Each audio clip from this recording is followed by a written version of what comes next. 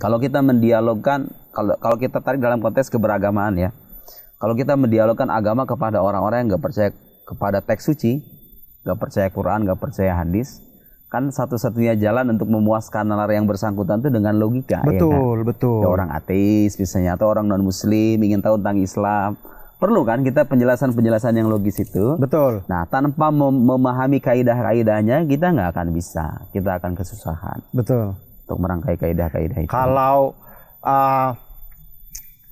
ngeforce orang untuk udah percaya aja, udah beriman aja, enggak dalam Islam itu agak sulit juga ya. Saya mondok bertahun-tahun belajar agama di luar negeri, harus tegas saya katakan bahwa dalam agama saya yang saya pelajari tidak dikenal istilah dogma, dalam arti sesuatu dicekokin begitu aja, nggak ada buktinya. Justru kita itu kalau di tahap pesantren mungkin iya, ada, kita diajarkan oleh guru-guru kita harus beriman begini. Tapi ketika masuk ke dalam fase kuliah kan nggak begitu. Kita masuk ke dalam pendalaman, argumentasi. Kalau dulu kita percaya Tuhan itu ada, buktinya apa? Anda percaya kepada Nabi Muhammad, dia sebagai Nabi, buktinya apa? Dan bukti itu diuji, Mas. Jadi bukti-bukti itu bukan hanya ditelan, tapi juga diketengahkan dalam perdebatan ilmiah. Nanti orang menyampaikan argumen ini nih. Kritiknya apa atas argumen ini, kemudian kritik atas kritik argumen, itu kan orang nggak bisa tuh berdebat secara sistematis kalau dia nggak bisa memahami kaidah-kaidah berpikir dengan tepat.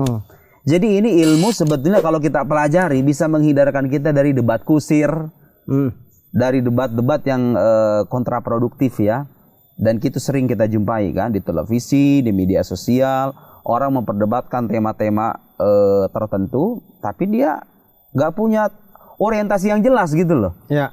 Nggak jelas mana yang benar, mana yang salah gitu kan. Orang hanya adu mulut saja. Ya. Nah sementara kalau kita itu belajar menata sejak awal cara berpikir kita, saya kira perdebatan-perdebatan yang tampil itu bisa lebih konstruktif, bisa lebih membangun ya kan.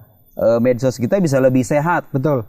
Tontonan kita bisa lebih bermartabat ya kan. Kalau orang menggunakan logikanya secara tepat. Ya, artinya kita ketika menonton orang berdebat, kita pun ikut mendapat pelajaran, ikut pintar. Bagus. Jadi, kalaupun ada orang bilang, tapi saya nggak suka berdebat, tapi kan minimal Anda akan menyaksikan orang berdebat.